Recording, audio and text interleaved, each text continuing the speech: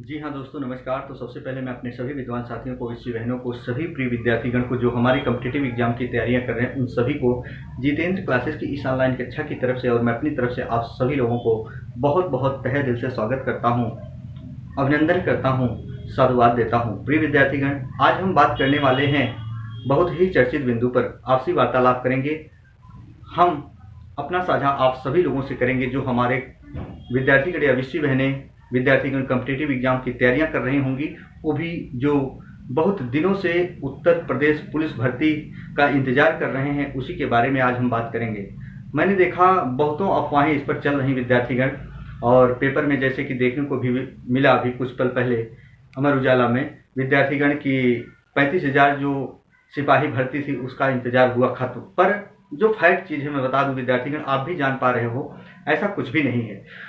जो आप देख रहे हो विद्यार्थीगण, अभी जल्द में ये न्यूज आई उत्तर प्रदेश पुलिस भर्ती की 2023 की, कि उसमें क्या है खासियत, क्या है, कितनी ईमानदारी के प्रति ये भर्ती निकाली जाएगी, कैसे क्या होगी, उस पर हम बात करेंगे। प्रिय विद्यार्थीगण, मैं बात बताना चाहता हूं कि जो अभी पेपर में आपने देखा होगा कि 35,000 उत्तर प्रदेश सिपाही भर्ती के बारे में, उसमें अभी कुछ भी हुआ नहीं है। जैसे कि अभी जो विभिन्न प्रकार की जो कंपनियां हैं, याद रखना अभी सरकार क्या करेगी, उस पर टेंडर जारी करेगी, और जो कंपनी टेंडर लेगी, पेपर आपने पढ़ा होगा, उसमें ऐसा कुछ नहीं लिखा गया है कि 1 तारीख से या 1 अप्रैल से उसमें वैकेंसी आ जाएगी। अभी याद रखना टेंडर जारी किया जाएगा, कौन सी कंपनी लेगी अब वो निर्धारित करेगी, कंपनी कौन कंपनी लेगी।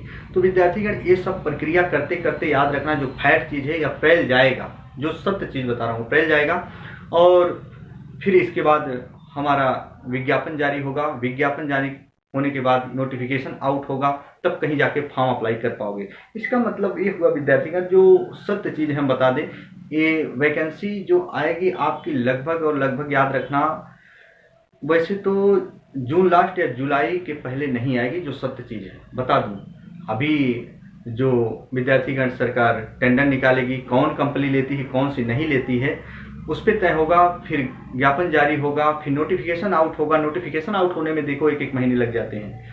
तो याद रखना कहीं ना कहीं अभी आपके पास, मेरा कहने का मतलब ये है, समय है, आप तैयारी भी कर सकते हो, और वैकेंसी तो आएगी, इतना आपको भी पता, मुझे भी पता है।